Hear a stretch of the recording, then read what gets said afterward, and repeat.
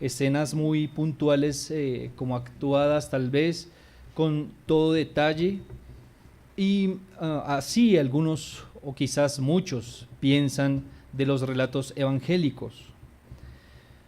Um, pero yo quisiera más bien que en lugar de pensar o que pensásemos que son algunos videos de la vida de nuestro Señor Jesucristo, veamos que estos son más bien como fotografías, en las cuales pues los diferentes evangelistas tenían un propósito en mente y captaron a través de su lente ese ángulo de la vida de nuestro Señor específico que ellos querían mencionar o enfatizar. De esta manera, entonces, reconocemos que pues obviamente la intención de todos los evangelistas es mostrar las diferentes facetas de nuestro Señor Jesucristo, pero más aún aquella que tiene que ver con la salvación del alma, pues para esto fue que nuestro Señor vino. Así que, pues, mientras estudiamos este texto, seguramente vamos a ver, o le animo a que conmigo repase algunas fotografías que están retratadas aquí en este texto que hemos dado lectura públicamente, y que pues muestran en especial a tres personajes más bien, o para ser más preciso, a dos personajes y a un protagonista principal.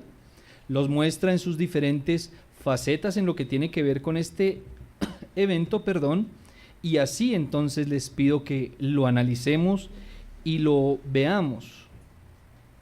Pero en especial, quiero que mientras lo hacemos estemos muy atentos, dado que si esto es relevante para nosotros aquí como hermanos en la fe o no creyentes, esto es porque seguramente en nuestra generación hoy hay confusión.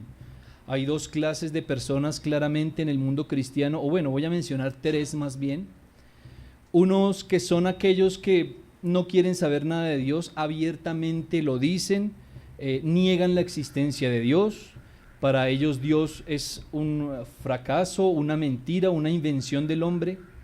Pero a ese grupo no me voy a referir el día de hoy, me voy a enfocar en más bien otros dos grupos que existen hoy en lo que nosotros llamamos el mundo cristiano, o quizás en las iglesias cristianas, y es aquellos que muestran un formalismo externo, un amor según ellos, pero que más se parece a un aprecio, están cautivos intelectualmente de las palabras de Jesucristo, les parece un buen hombre, un hombre muy sabio que daba unas respuestas muy inteligentes que seguramente impresionaban a la gente de su época y siguen impresionando a nosotros el día de hoy. Esta es una de las personas que este relato nos muestra y por lo cual le animo a que estemos atentos. Pero la otra es aquella persona que de verdad ama de corazón al Señor. Y aquí también está representada. Yo creo que usted ya me está entendiendo para dónde voy con este panorama general que le estoy mostrando. Una persona que ama realmente a su Señor, que demuestra el amor por Cristo de una manera que le hace olvidarse de todo lo demás para enfocarse en este Señor. Así que para hacer esta distinción necesito que esté muy atento mientras pasamos o sobrevolamos con la gracia del Señor sobre este texto. Pero de esta manera, amigo, hermano en la fe, y aún tú que te consideras creyente, presta mucha atención. Al ver con detalle cada uno de estos personajes que vamos a evaluar, te pido, o más bien le pedimos al Espíritu Santo que nos muestre la verdadera condición de nuestra alma. No sea que seguramente tú, creyéndote salvo, el día que partas de este mundo, que no sabemos cuándo es, puede ser hoy mismo, en 5 minutos o quizás en 50 años, no lo sabemos. Nadie sabe sobre su futuro inmediato, pero no sea que estés engañado y que tan pronto se cierren tus ojos definitivamente, a los 2 segundos los abras y te halles descalificado, no en la gloria, sino por el contrario, en la condenación eterna. Así que presta mucha atención a esto, para que el Espíritu Santo te muestre cuál es la verdadera condición de tu alma. Si eres salvo, entonces te afirme en esa salvación y te anime a la santidad y te anime a todo lo que es bueno, justo y santo. Pero si no, si te encuentras que solamente demuestras hacia Cristo un afecto externo, entonces puedas venir hoy a Cristo en fe y arrepentimiento. De esta manera entonces les animo a que oremos antes de empezar. Te damos gracias, buen Señor, por este texto que está aquí entre nosotros. Damos gracias, Padre, porque has provisto esta palabra tuya como aquello que es bueno, verdadero y único para la salvación del hombre. Te rogamos, Padre, quites toda distracción, todo asunto que disperse nuestra mente o la de otros, y habla a nuestro corazón. Padre, necesitamos hablar, o que nos hables a nuestro corazón. Corrige, por favor, lo deficiente y muéstranos a Cristo de esta manera. Trae a muchos al arrepentimiento, Señor, como lo hemos rogado. Sacude, Señor, al que seguramente está dormido en su cristianismo, y muéstranos, por favor, a Cristo por medio de tu palabra. Te pedimos estas cosas en los méritos únicos y preciosos de nuestro buen Señor y Salvador Jesucristo, a quien damos la honra sin haberle visto. Amén. Pues bien, hermano y amigo, si fuiste atento a la lectura y al himno que acabamos de cantar antes de empezar esta predicación, todo se reduce a una palabra y es amor, pero no cualquier amor. Hoy vamos a hablar del amor a Cristo, de lo que decimos los que nos consideramos creyentes, decimos que amamos a nuestro Señor, o que al menos queremos hacerlo de una manera cada vez más perfecta, pero seguramente para otros que en su mente está la palabra amor, pero lo que realmente muestran es apenas respeto, una mera admiración y todo este tipo de cosas que pueden llegar a confundirse con el verdadero amor. Así entonces, como les anuncié, veremos tres personajes en esta enseñanza y sus diferentes facetas en cuanto a este relato que acabamos de ver. Así que teniendo en cuenta que nuestro Señor vino a salvar al alma, entonces aquí vamos a encontrar cuál es su verdadero propósito y qué tiene que ver cada uno de esos tres personajes con ese propósito de nuestro Señor, y es la salvación de las almas. De este modo entonces empecemos mirando el primer personaje que vemos aquí. Y por orden de aparición, el primero que se nos muestra es Simón el fariseo. El relato bíblico nos muestra que por alguna razón este fariseo deseaba ansiosamente compartir con el Señor Jesús. Si usted lee atentamente el texto, el versículo 36 dice que este Simón fariseo le rogó al Señor, le pidió insistentemente que cenara con él. Así que nosotros vamos a mirar en cuanto a este hombre, qué interacción tuvo con Cristo y qué nos puede aprovechar para nosotros. Como les anuncié, aquí hay varias fotografías. Vamos a entrar entonces en la más inmediata que nos muestra de Simón el fariseo. De manera que la primera fotografía que podemos ver es cuando este Simón está rogando a nuestro Señor que cene con él. Trate de hacerse la imagen en su mente. Va el Señor quizás pasando por la calle, por las avenidas, y este Simón el fariseo le importuna: Señor, por favor, ven a cenar a mi casa. Y luego le insiste: por favor, Señor, quiero cenar, quiero que cenes conmigo en mi casa. Seguramente tenía muchas dudas, muchas preguntas, no sabemos, el relato no nos dice qué era lo que movía el corazón de este Simón, pero una cosa sí es cierta, y es que este hombre rogó al Señor. Hay algo que aquí a primera vista nos debe impactar, y es que este fariseo es diferente a los demás fariseos. Si nosotros traemos a nuestra mente el comportamiento de los fariseos con nuestro Señor Jesucristo, ¿qué se nos viene a la mente? Un grupo perverso que atacaba al Señor, le criticaba, es más, le emboscaba. No sé si han visto los relatos, a veces de a uno en uno, o a veces dice la Escritura que se unían varios para mirar qué palabra le pescaban y por la cual pudieran acusarlo, pero este hombre es diferente. Este hombre no le acusa, quizás no está, la escritura no nos muestra que hubiese una patraña en su mente, sino que quería que el Señor cenase con él.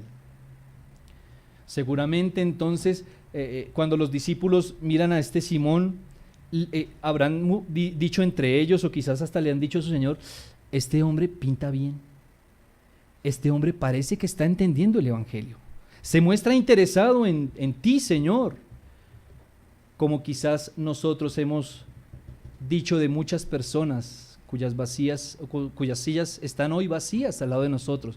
Quizás los vimos llegar al Evangelio y dijimos: este hombre pinta bien, mira lo que hasta allá está dirigiendo los cultos, mira a esta mujer tan esforzada, seguramente Dios la ha salvado. Y seguramente, como estos apóstoles en mi ejemplo, seguramente hemos tenido que sacudir nuestra cabeza y darnos cuenta que no eran de los nuestros.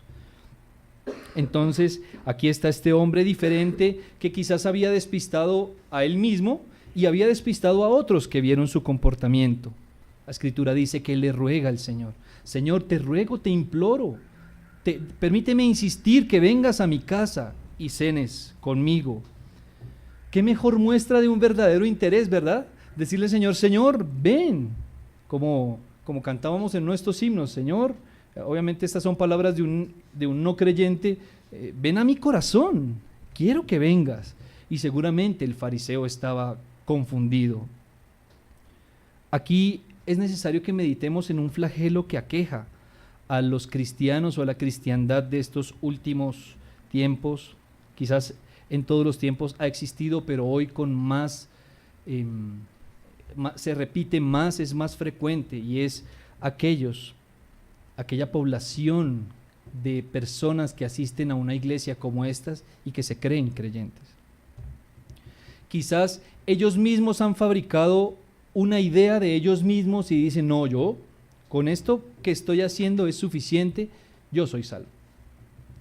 Pero más aún, muchos de nosotros hemos ayudado a que estas personas estén confundidas y les hemos considerado como creyentes y no les hemos ayudado a conocer verdaderamente el Evangelio, sino que tanto ellos están confundidos como nosotros también seguramente hemos podido llegar a confundirles diciendo: este hombre pinta bien, esta mujer, que laboriosidad seguramente Cristo ha obrado en esta persona. Quizás ellos mismos se han visto forzados a mostrar una fe que no tienen para no desentonar en medio de esta iglesia o de cualquier otra a donde han ido. Así que, querido oyente que estás aquí, no te equivoques. Querer oír al Maestro no es lo mismo que tener una salvación genuina. Tener a Cristo y sus palabras en un alto concepto no es igual a ser salvo. Se parece un poco y por ahí la confusión, pero no es lo mismo. Quizás el Señor en algunas ocasiones utilice esta admiración, que es totalmente lícita, para llevar a alguno a la fe y al arrepentimiento. Pero si te quedaste solamente en admirar las palabras del Señor, en sus milagros y en las cosas, y tu corazón aún no se rinde a Cristo, entonces no te engañes, aún no eres creyente. Hasta ahora eres una persona que admira a una persona, pero si escudriñas tu corazón con profundidad, seguramente no va a ser diferente a como admiras a otros de tus héroes, quizás de la patria o del pasado. Así que no te confundas. Querer oír al Maestro y admirarlo en sus palabras no es lo mismo que ser salvo. Pero si vemos la segunda fotografía que nos muestra este relato de Simón el fariseo, está en el versículo 39, vaya conmigo allí. Dice la Escritura: cuando vio esto el fariseo, el que le había convidado, dijo para sí: si fuera profeta, conocería quién y qué clase de mujer es la que le toca, que es pecadora. Aquí tenemos en la segunda imagen, en el siguiente fotografía que se nos muestra de Simón el fariseo, es que hay una crítica doble, no sé si la ve. La crítica primaria, ¿a quién va dirigida? Hacia Cristo. este hombre, si fuera de verdad un profeta, entonces ya se hubiera dado cuenta qué clase de mujer es la que le toca. Pero con esa crítica también está descalificando a esta mujer que está allí, de la cual hablaremos en unos minutos. Entonces el Señor es criticado por y dice, dice el Simón el fariseo, si fuera de verdad un profeta, entonces ya se habría dado cuenta qué clase de mujer era, y pues de la mujer piensa y dice, no, yo te conozco, mujer, yo sé qué clase de mujer eres. Esta es la segunda imagen, tal vez, que se nos muestra en este relato de este hombre. Este hombre, este fariseo, ve una escena que seguramente le parece exagerada y escandalosa, y reacciona según los códigos morales que él tenía para su época.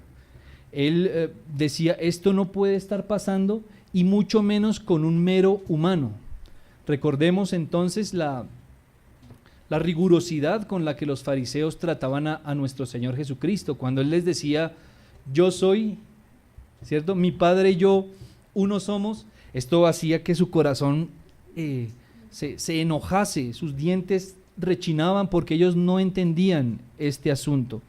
Y aquí entonces este hombre ve que una mujer se rinde en adoración genuina al Maestro, y entonces es duramente criticada, y de paso critica al Señor por, según él, no conocer la clase de mujer que le está tocando. Así que esto en su cabeza, esta veneración no cabe en la cabeza de Simón. Esta expresión sentida que muestra un pecador hacia Cristo, él no la puede entender, solamente la puede criticar.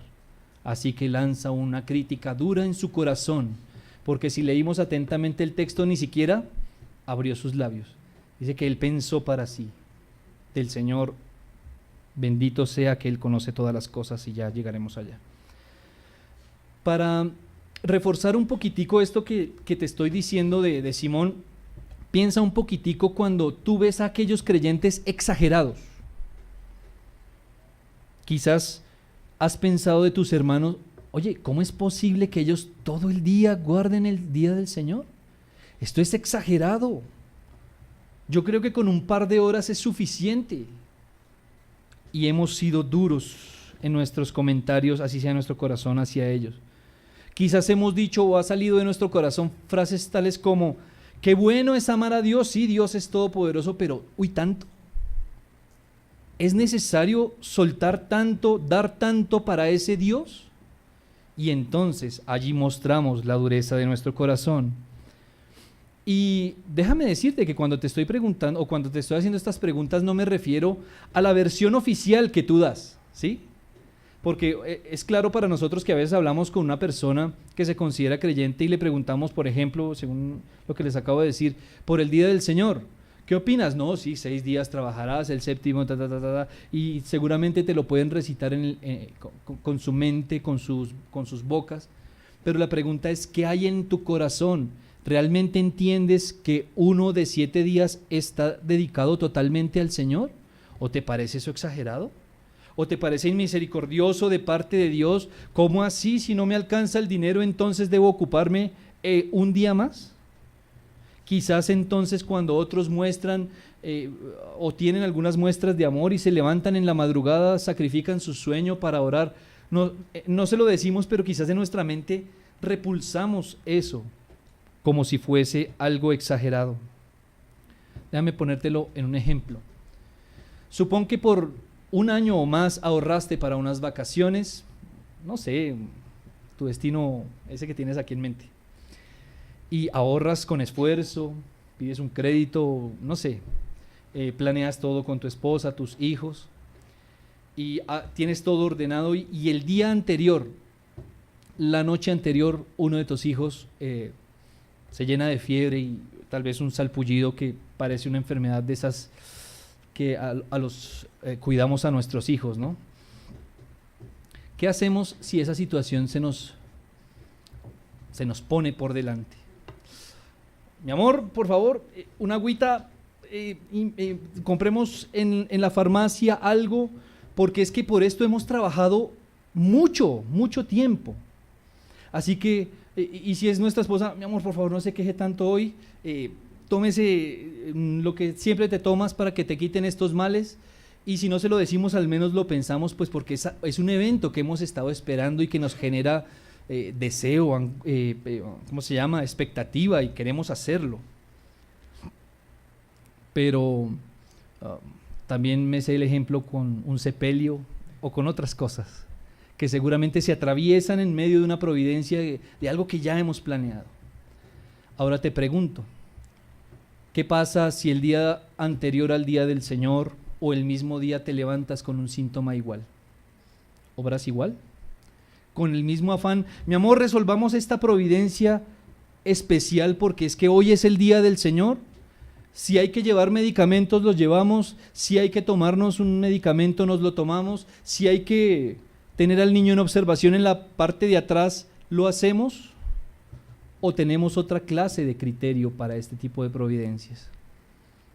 Espero que el Señor esté desenmascarando nuestro corazón con estos asuntos, demostrándonos o que nosotros mismos seamos consecuentes y digamos, no, esto no es lo que llena mi corazón el día del Señor. No se te olvide que el día del Señor somos convocados por nuestro Santo Padre. Él es el que llama y dice, uno de estos días es para mí. Sí, es para tu beneficio, pero es para mi gloria. En este día has de concentrarte en mi relación, en tu relación conmigo, de una manera diferente a la que puedes hacer los otros 6 días que están bajo tu libertad, digamos. Así que piensa en esto.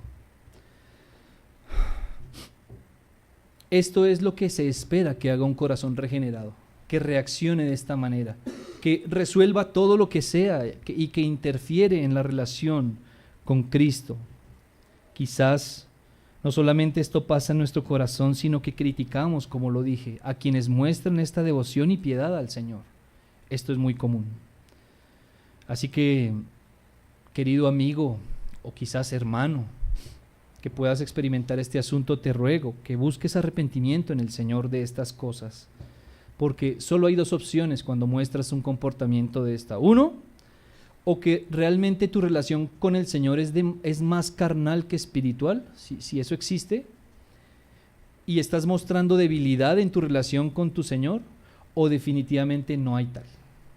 Definitivamente no hay esa relación que dices tener y no hay ese amor que dices tener para tu Señor.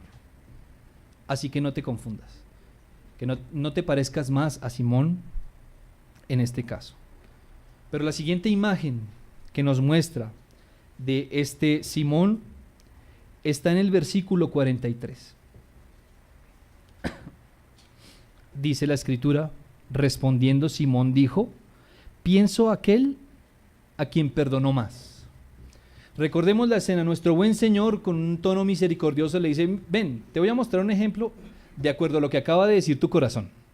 Te voy a poner un ejemplo, y es que 2 personas deben dinero a un tercero. Uno le debe 50 millones y el otro le debe 5. Esa es la proporción que nos muestra ahí, ¿no? De 10 a 1. Uno debe 50 millones, el otro debe 5. Y ninguno de los 2 tiene con qué pagar y él perdona ambas deudas. ¿Quién le amará más? Aquí este hombre, este fariseo, es el típico moralista que en su mente tiene todas las cosas claras y las escalas de valor están en su justa proporción en su mente. Sabe bien qué es lo bueno y qué es lo malo, qué es lo correcto y qué es lo incorrecto.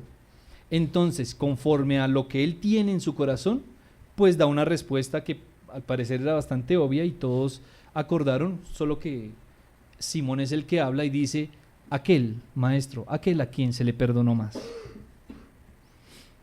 Pero aunque esto muchas veces se confunda con salvación, esto es lo que tal vez nos escuchas mencionar que se llama moralismo, o que tal vez otros más técnica y precisamente le llaman conductismo. Es decir, es mostrar una fachada exterior, un comportamiento exterior que se alinea a los estándares morales que se piden de una persona.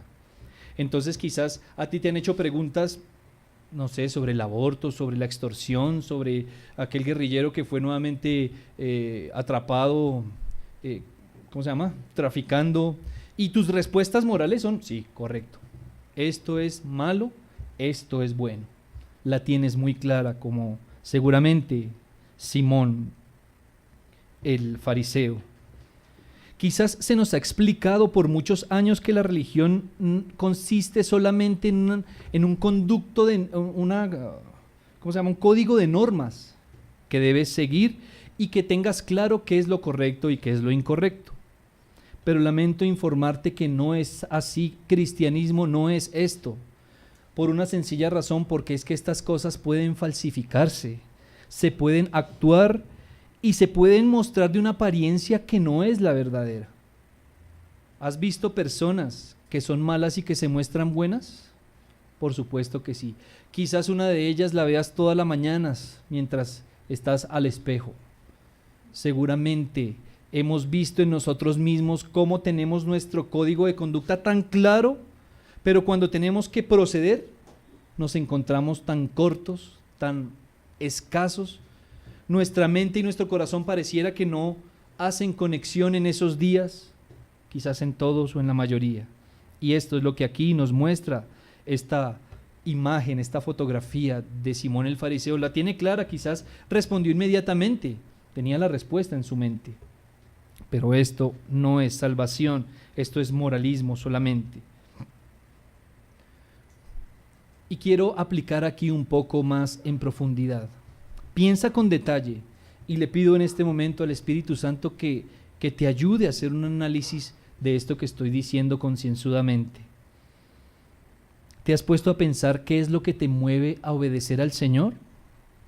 Aquí debes ser muy honesto contigo y con el Señor. He visto muchos, no sé si sea tu caso, espero que no, algunos que se comportan bien porque quieren servir en la iglesia, quieren ser reconocidos por sus hermanos.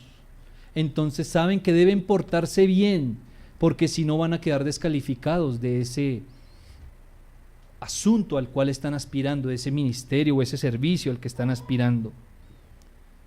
Quizás también el hecho de que te comportes bien entre nosotros no sea más que aquel esfuerzo que tú haces para que tus hermanos no se den cuenta lo mundano que eres o que somos, para guardar una imagen pulcra y limpia de lo que yo supuestamente soy.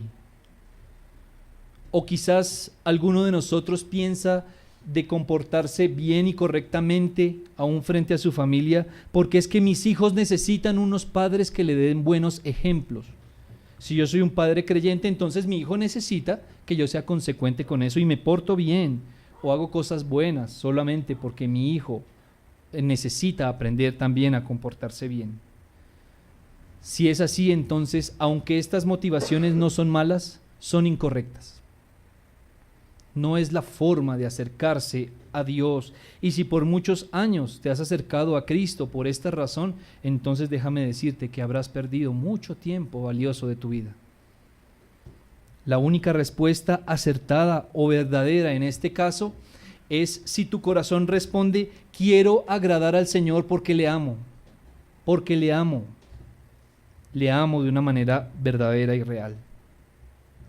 Déjame citarte las palabras de un comentarista en este respecto.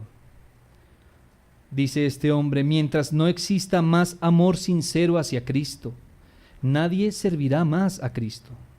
El temor del castigo, la esperanza de la recompensa, la conciencia del deber, todos estos son estímulos que son útiles a su manera para inclinar a los hombres a la santidad, pero son débiles e ineficaces mientras que el hombre no ame a Cristo. En pocas palabras, si amas a Cristo, estas cosas te van a ayudar a ser más santo, pero si no lo amas, esto no te va a llevar a Cristo jamás. Quiero que lo tengas claro. Dejemos un poco a Simón en paz y a ese Simón que hay en nosotros. Y ahora vámonos hacia el segundo personaje de este relato, y es la mujer pecadora. Muy poco se nos dice de esta mujer en este relato, solamente se nos dice dos cosas: una que era pecadora y otra que era de la ciudad, de allí donde estaba. Recordemos que las ciudades en esta época no son como ahora, es decir, que usted no se conoce con el de ni siquiera 2 barrios más allá. Estas ciudades sí eran grandes, pero muy seguramente quienes habitaban recurrentemente te conocían. Puede que no supieran tu nombre, pero te conocían. ¿Qué nos deja ver esto de esta mujer? Que no solamente pecaba, sino que todos sabían, o al menos muchos sabían que ella era pecadora. Y ella lo sabía. Ella sabía que muchos la conocían.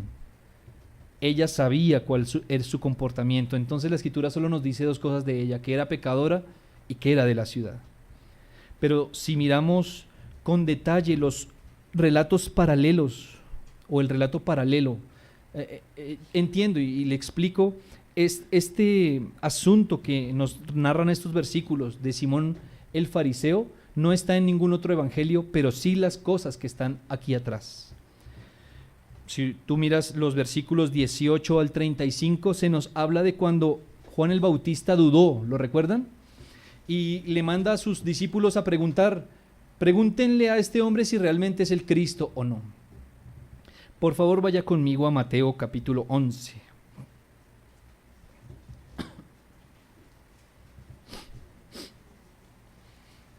Mateo capítulo 11.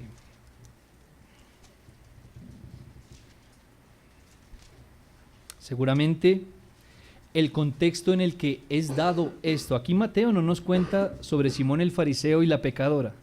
Ya le insisto, solamente este relato aparece en Lucas, pero sí aparece, si tú miras el versículo 1, también nos está hablando de cuando Juan envía a 2 de sus discípulos a preguntar si este es el Cristo o no.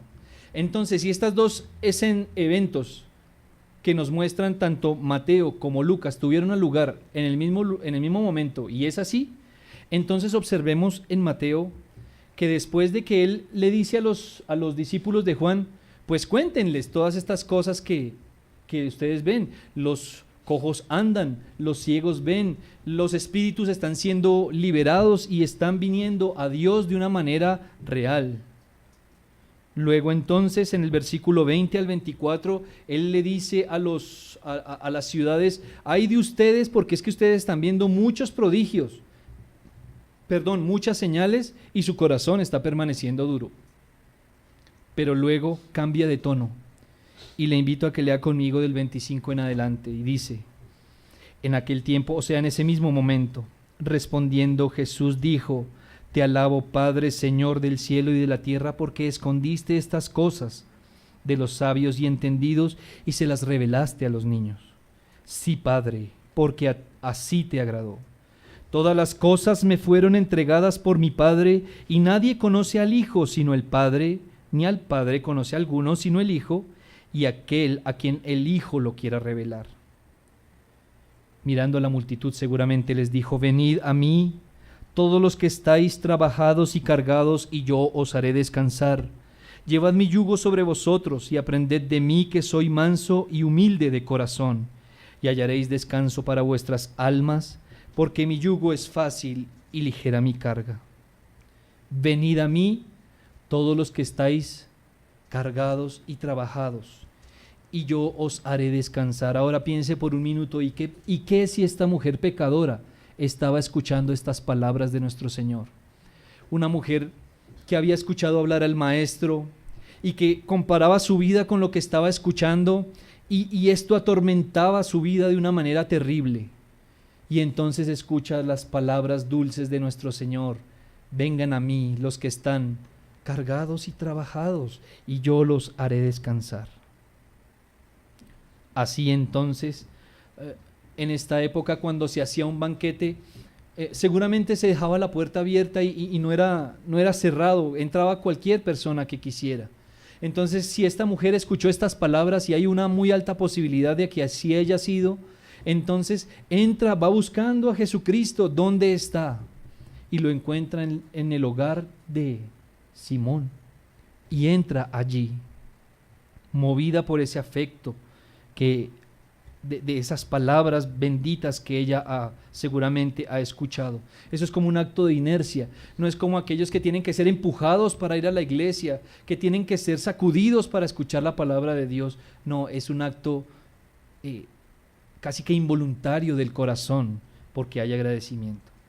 Entonces aquí también vamos a ver algunas imágenes de ella. La primera la llamo sin importar el qué dirán.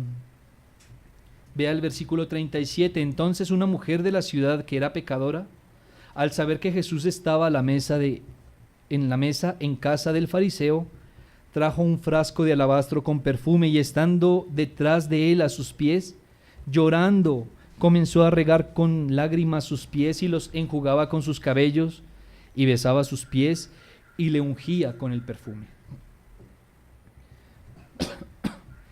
Si lo que acabamos de concluir es cierto, y es que esta mujer ha escuchado de la palabra de nuestro Señor: venid a mí los que estáis cargados y trabajados y les haré descansar, entonces lograremos comprender seguramente por qué esta mujer desafía públicamente la posibilidad de ser criticada. No le importó lo que se dijeran, seguramente ya se había dicho mucho de ella, no tenía mucho que perder, no tenía nada que perder. Entonces va a los pies del Maestro y deja derramar su corazón, porque es que esto que nos muestra aquí el Evangelio físicamente no es otra cosa que lo que corresponde a cómo ella estaba derramando su corazón ante el Maestro. Así que Lucas no hace otra cosa distinta, según nuestro texto, que mostrar lo que un corazón nacido de nuevo hace por naturaleza, por instinto, y es ver lo que se dirige en la dirección correcta. Así como para esta mujer, asimismo debiera suceder para con todos los hijos de Dios. Olvidar que hay cosas alrededor. Muchos de nosotros hemos tropezado y muchos tal vez aún tropiezan con las opiniones de los demás. Muchos tropiezan con qué pensará mi familia de mí, qué pensará el círculo más cercano mío si yo tomo esta u otra decisión hacia Cristo. ¿Qué pensarán mis compañeros de trabajo si decido cambiar mi manera de vestir por agradar al Señor, por ejemplo? ¿Qué pasaría si le digo a mi jefe: por favor, de verdad, a partir de hoy no me use estos días, porque es que para mí es más importante lo que opina el Señor de mí que lo que tú piensas de mí? Le dijo el Señor a Pilato le dijo: es que usted no sabe que yo le puedo matar, y el Señor le dijo: lo sé, pero usted no tiene más autoridad que la que le ha sido concedida por mi Padre. Entonces a veces vienen a nuestra mente las opiniones de los demás, nuestros propios planes personales. Esto estorba con mi relación con el Señor, pero necesito dejarlo ahí porque esto fue lo que planeé para mi vida. La comodidad propia y otras cosas pasaron a un segundo plano para esta mujer, las dejó de lado, se olvidó inclusive seguramente de los que estaban alrededor suyo, y ella dio la prioridad a lo que debía darle prioridad, y en este caso era hacia su Señor. Esta mujer en este momento solamente tiene ojos para Cristo. Su alma no puede ver otra cosa que no es a Cristo. Y déjame preguntarte, hermano, en la fe, ¿hace cuánto en tus devociones personales no experimentas esto? Esa pasión, ese afecto puro por nuestro Señor. O peor aún, ¿los has experimentado alguna vez o no sabes de qué te estoy hablando? ¿Ya tu relación con el Señor entró en el modo monotonía? Donde me levanto, entro a mi habitación, oro 5 minutos o quizás 4:58, salgo porque es que todo está muy cronometrado y frío. Ya todo entró en un ritmo constante pero poco vigoroso y sin devoción hacia el Señor. Y tú, amigo que te crees creyente, puedes confirmar que por la palabra de Cristo predicada en iglesias como esta, una predicación fiel, ¿has experimentado este tipo de convicción? Es decir, ¿alguna vez te hallaste reo de muerte, es decir, culpable, con el peso de la culpa sobre ti y el deseo profundo de ser salvado por Cristo? ¿O solamente vienes aquí porque se dicen las palabras de Cristo y este sí que era un hombre muy sabio?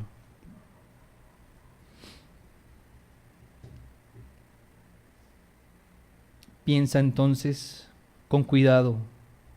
¿Hay ese profundo deseo de ser salvado y vivir a partir de este momento para Cristo? ¿O por el contrario, lo que pasa por tu mente y por tu corazón son las voces de tu familia, las posibles burlas de tus amigos, la incomodidad de desentonar en este mundo? Es que si hago esto, como que no quedo inconforme al mundo. ¿Eso es lo que te pasa? Y esto no es difícil de descubrir, pues así hemos vivido toda nuestra vida. Es muy fácil identificarlo. Pero vamos a la siguiente imagen de esta mujer. Versículo 44, la segunda parte. El Señor, hablando de esta mujer, dice: ¿ves a esta mujer? Entré en tu casa y no me diste agua para mis pies, mas ésta ha regado mis pies con lágrimas y los ha enjugado con sus cabellos. No me diste beso, mas ésta, desde que entré, no ha cesado de besar mis pies. No ungiste mi cabeza con aceite, mas ésta ha ungido con perfume mis pies. Estas palabras son las benditas palabras de un hombre que se esfuerza y se detiene a considerar no solo cómo actúan las personas, sino el corazón con el que lo hacen. Estas palabras no son mencionadas por personas como tú y como yo, que somos ligeros a veces para hablar, que creemos saber las intenciones de la gente en su corazón. No, estas palabras provienen de la bendita boca del ser que realmente todo lo conoce y que escudriña los corazones. Y dice esta mujer: mire lo que hizo. Avergüenza a Simón, diciéndole: observa lo que esta mujer ha hecho. Tú no hiciste ni siquiera lo que se esperaba que con cortesía hicieras. Esto es algo así como si hoy yo te dijera: fui a tu casa y no me diste, bueno, tinto, pero ustedes saben, café o qué sé yo, o jugo, quizás para algunos de nosotros.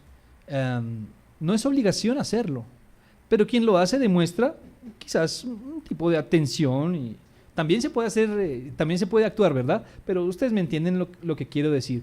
En esta ocasión, sí, lo más correcto era lavar los pies de los visitantes, pero no era es decir, no te ibas a la cárcel por no lavar los pies de aquella persona que te visitaba. Entonces el Señor contrasta, mira a esta mujer y dice: mira lo que ha hecho ella. Esta es la segunda imagen que se nos muestra de esta mujer, lo que ella hace y cómo desborda su corazón. Pero lejos de lo que muchas mentes perniciosas y malévolas han dicho de este evento en cuanto al Señor y esta mujer, yo sé que usted lo sabe, y si no lo sabe, no investigue. Esto es un asunto malo y perverso, que muchos hombres han querido poner maldad en este asunto. Pero lejos de eso, más bien aquí vemos que esta mujer se humilla y atiende con la devoción que un pecador debe atender a su maestro. Lo que un pecador convicto haría, más y sobre todo teniendo enfrente a aquel que puede sacarlo de esa condición. Me explico. No solamente se espera que un pecador haga esto con Cristo, sino que tenga conciencia en su mente de que esta persona, ese Cristo, es el único que le puede sacar de esa condición. Así que el comportamiento de esta mujer contrasta diametralmente con el de Simón. Más bien se esperaba que si un hombre tan correcto la tenía clara, pues él ha debido ser el que se rinda en adoración a Dios a través de Cristo. Pero no es así. Este hombre, por el contrario, como ya lo vimos, mira con recelo y tal vez con algo de incomodidad este asunto, pero es ella la que deja rendir su corazón. Así que no era obligatorio, como les digo, mostrar consideración hacia el visitante, que en este caso era el maestro.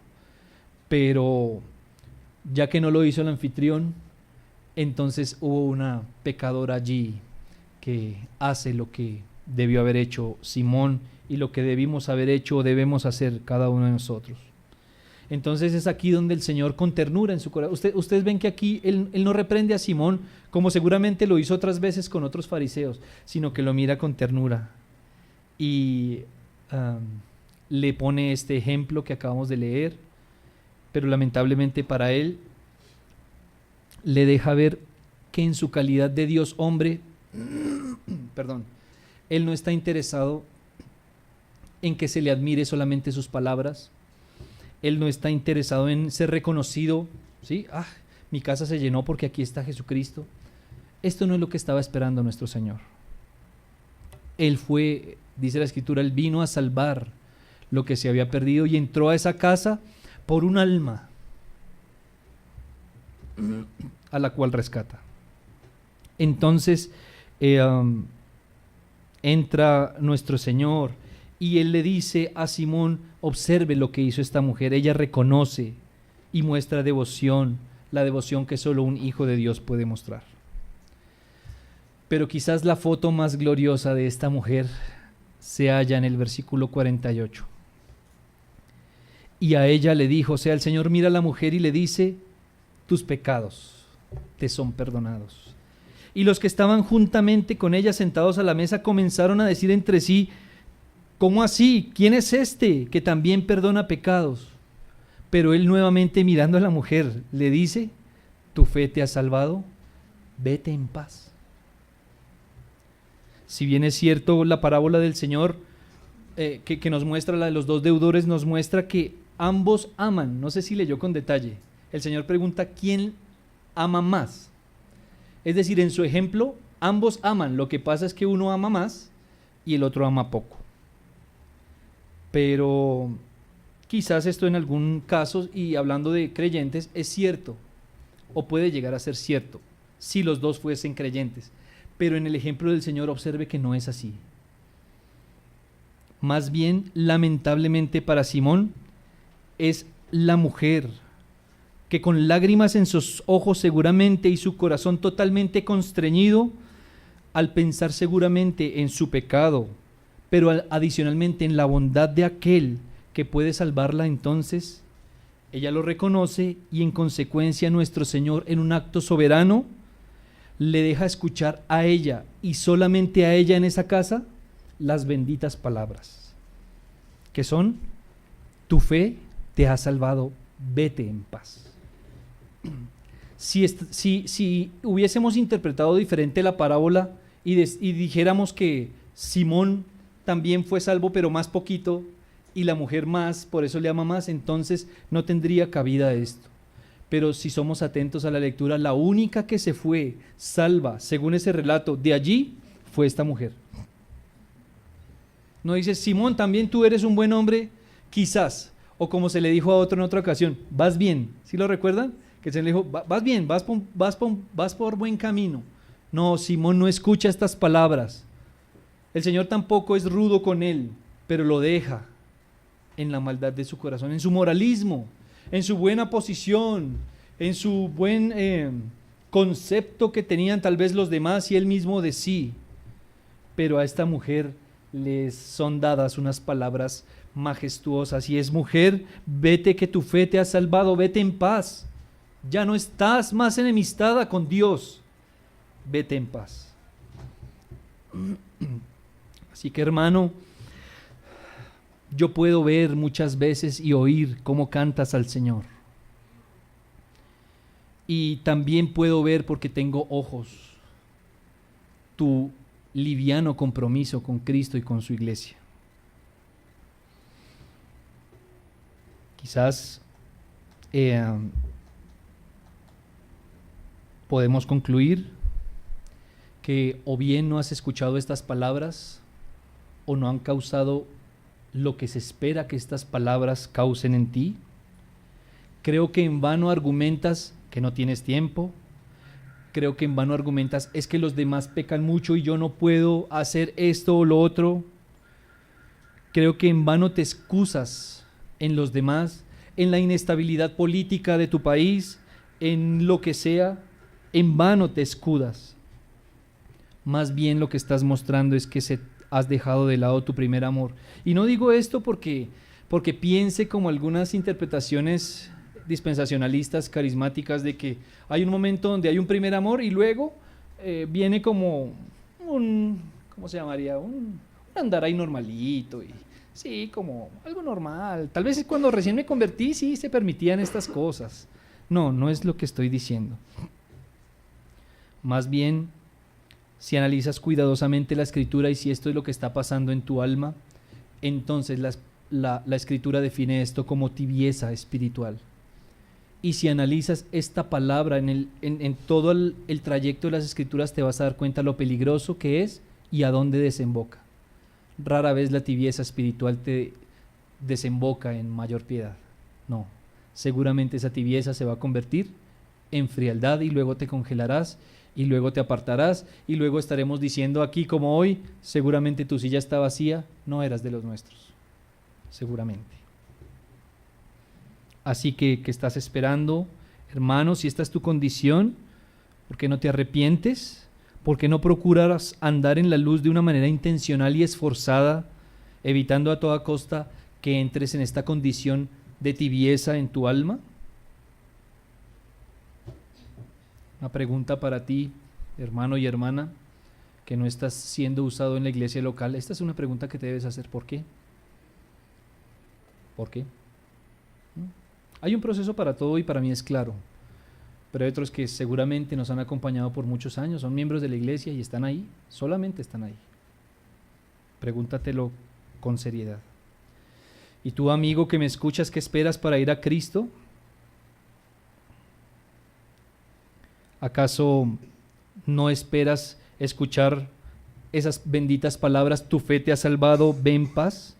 ¿Cuántas veces, como escuchábamos hoy, y esto no es mera coincidencia, cuántas veces has escuchado desde aquí, ven, arrepiéntete, ven a Cristo en fe y arrepentimiento, y tú quizás piensas, algún día, todavía no estoy listo, no estoy preparado, ¿eso es lo que estás pensando? ¿O aún tienes argumentos en tu mente, es que esto, mi familia, mi mamá dice que es cristiana y yo la veo como regular, ¿en esto te escudas? Mira que todas estas excusas el día del juicio van a caerse al suelo y vas a quedar solamente tú de pie frente a tu Creador y se te va a preguntar, ¿qué hiciste, siervo malo e infiel? Así que no hagas más caso o no hagas oídos sordos a este llamado. Veamos rápidamente el tercer personaje y el protagonista de este asunto, y es nuestro buen Señor Jesús. Algunos pensarán que el protagonista aquí es Simón, porque pues él fue el que preparó todo, el que rogó al Señor. Otros pensarán, no, es la mujer de quien para todas las generaciones se dirá lo bueno que ella hizo, cómo rindió su corazón al Maestro, pero no. Aquí el protagonista es nuestro buen Señor y su amorosa manera de ver a la gente, su comportamiento, sus sabias respuestas y lo mejor aún, su única e indiscutible capacidad de salvar al pecador. Esto es lo que nos quiere mostrar el texto. Así que él mira con compasión a los dos personajes. Quizás la mujer dice que estaba detrás de él. Ustedes no sé si recuerdan cómo se sentaban antes a la mesa, con los pies estirados y apoyados en los codos. No es esa mesa que nos muestran las pinturas medievales, la mujer atrás allí limpiando o enjugando sus pies, y quizás Simón aquí a este otro lado, y él los mira a ambos y a cada uno le dice y se comporta de una manera particular según su caso. A Simón lo mira, esta es la primera imagen que tenemos del Señor, lo mira y sin burlas ni regaños lo reprende con ternura, de una manera muy didáctica, contándole lo que ya leímos. Dos hombres debían, uno esto, el uno lo otro, a ambos se les perdona la deuda. ¿Quién ama más?, dice el Señor. A Simón y todos los que con él estaban les fue contada esta tierna parábola. Como es costumbre en el Señor, una parábola muy precisa, ¿no les parece? Que casa perfectamente. El Señor era muy hábil y su bendita mente y sabia le dice a cada cual lo que le corresponde. Entonces pone al anfitrión suyo contra la pared y lo acusa con su propia conciencia y con su propio código moral. ¿Quién ama más?, es la pregunta. Entonces Simón, que era un hombre inteligente, seguramente sabe que están hablando de él y su corazón ha quedado mostrado y en evidencia de que él, según el ejemplo, es quien ama menos. Ama al Señor, seguramente le respeta, pero no tanto como para comprometerse con él. Tú eres consciente, que me escuchas, las veces que Cristo por medio de su palabra predicada ha hecho esto con tu conciencia, que te ha puesto contra la pared y te ha dejado expuesto en la predicación de la palabra de Dios, mostrando tu corazón duro y perverso para con Dios y sus cosas. seguramente puedes llegar a ser el receptor de estas palabras. Así que ten cuidado, porque no pienses de ti que entonces tú amas poco porque se te ha perdonado poco. Y piénsalo con cuidado, ¿realmente es que se nos ha perdonado poco? ¿O más bien es una manera en la que el Señor muestra nuestra pésima manera en la que nosotros nos miramos? Quizás nosotros delante de nosotros tenemos un tan alto concepto que pensamos que sí, seguramente hay otros que pecan peor. Yo no peco tanto, no necesito tanto perdón. ¿Acaso es lo que piensas? ¿O es eso lo que has escuchado de quien te predica el Evangelio? Pues déjame decirte que si estas palabras las has escuchado, no las has escuchado de buena fuente. Quizás es el enemigo de tu alma confundiéndote, porque quien se ocupa de tu alma te mostrará que para Dios no hay pecados grandes y pequeños. Quizás hay pecados moralmente más complicados en nuestra relación de seres humanos. Es decir, no es lo mismo que mates a una persona que le digas mentiras, porque si lo mataste ya no hay nada que hacer. Si mientes puedes decir, oye, te mentí, perdóname. No sé si me hago entender. A nuestro nivel puede que haya cierta diferencia, pero delante de Dios no hay ningún tipo de diferencia, no hay pecados pequeños. O lo contrario, uno solo de estos pequeños pecados, según tú, te puede llevar a la condenación eterna.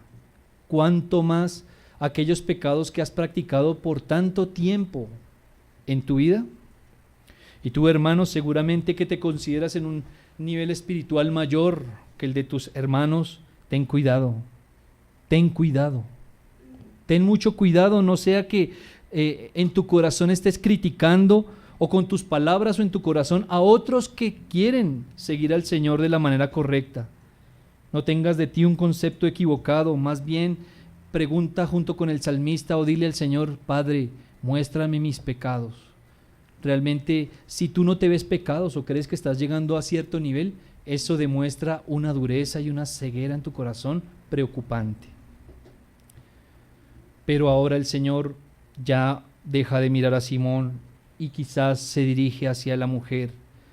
El Señor la elogia con sus benditas palabras y le dice a su anfitrión, esto es lo que ha debido pasar de parte tuya. Esto es lo que un corazón movido por el Espíritu Santo muestra que ha iniciado una obra salvífica en ella. Mostrar las bondades, las virtudes y la salvación que solo pueden provenir de una persona, de Cristo. De ella el compasivo Señor dice, según su ejemplo, que ella amó mucho porque se le perdonó mucho. Sus muchos pecados fueron perdonados. Mira, si tú analizas el texto, dice que esta mujer era pecadora. Esta palabra fácilmente puede indicar que ella o su marido ejercían una profesión poco honrosa, como la de publicano, vendedor ambulante, un curtidor u otra cosa que despreciase la ley de su tiempo. Sin embargo, la mayoría de comentaristas aseguran que esta mujer ejercía la prostitución. Y es más, lo notamos porque es que ella no está pidiendo perdón por los pecados de su familia junto con ella, sino que la posición de su alma es una posición de dolor y aflicción por lo que ella misma ha hecho. Entonces aquí es donde comprendemos el peso que esta mujer llevaba en su alma y por eso sin reparos se rinde a los pies de su Señor en un acto sentido de adoración pública, es decir, a la vista de todos, y el Señor lo nota y lo sabe. ¿Tú te has puesto a pensar qué implica una veneración pública de esta magnitud hacia el Señor? ¿Y tú con respecto a esa veneración pública logras verte como esta mujer? ¿O más bien eres de los que se halla disimulando tu amor al Maestro para que nadie lo note? Para que entre menos se den cuenta que tú eres cristiano, más seguro vas a estar en tu entorno. ¿O eres de los que sin problema puede orar, dar gracias a Dios por los alimentos, o puede mostrar un corazón compasivo, o puede decir con libertad de conciencia en qué gasta su dinero, sí, en la iglesia y en sus hermanos? ¿O más bien eres de los que oculta esto? Esta mujer no escatimó nada, allí se paró e hizo lo que tenía que hacer, postrada a los pies del Maestro. Esta mujer se fue salva a su casa a partir de este momento y para siempre. Pero no quiero decir que se fue salva por haber adorado al Señor. Más bien, hallándose salva, es que toma esta decisión para con el Maestro. Este acto de salvación vino como consecuencia y como reacción natural al hallarse perdonada por su Señor de todos sus pecados y su vana manera de vivir. A manera de conclusión, hermano y amigo, quiero decirte, el mismo glorioso Cristo que entró esa mañana, o ese día, o esa noche a cenar en la casa de Simón el fariseo, está aquí hoy. Su presencia especial está aquí en medio nuestro, salvando personas como esta mujer. Su presencia es real en medio de la iglesia. Si bien tú, querido amigo, estás aquí de forma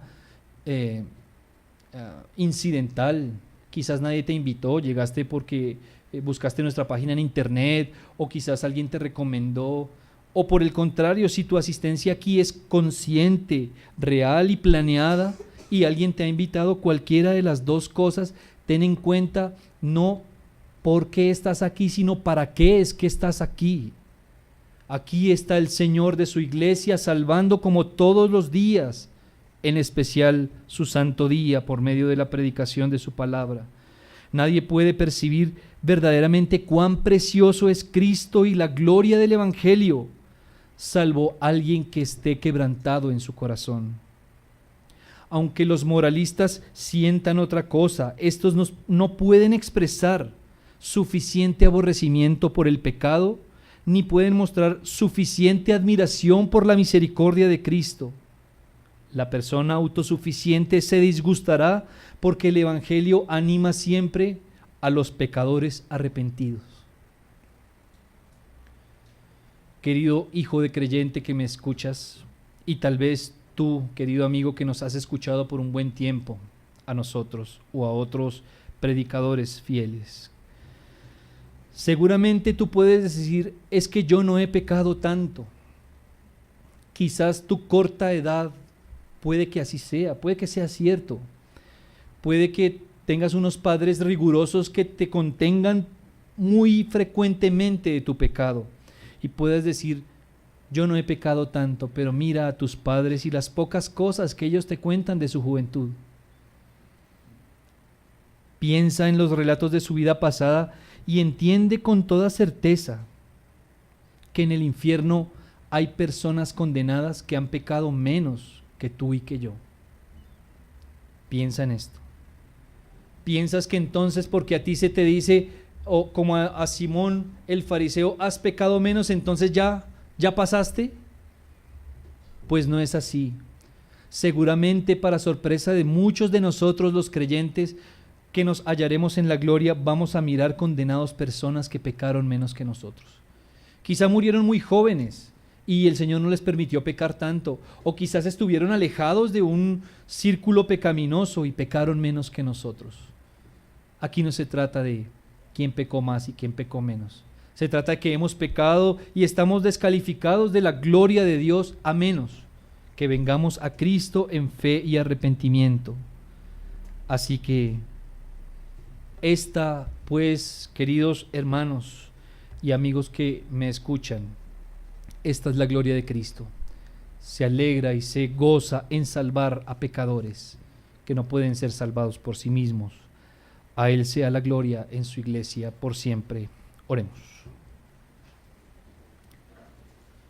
Señor amado y bendito Padre, gracias por proveer a Cristo.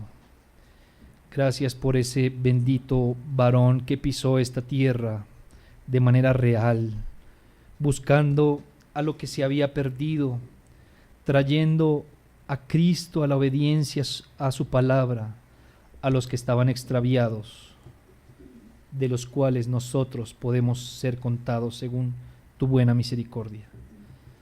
Padre, ten misericordia de quien aún no viene a Cristo en fe y arrepentimiento, y dirígelo a Cristo prontamente. Salva a muchos según tu buena providencia, Señor, y corrige a tus hijos que permanecemos en necedad de espíritu. Bendita es tu palabra, Señor, y oramos estas cosas en nuestro buen Señor Jesucristo. Amén.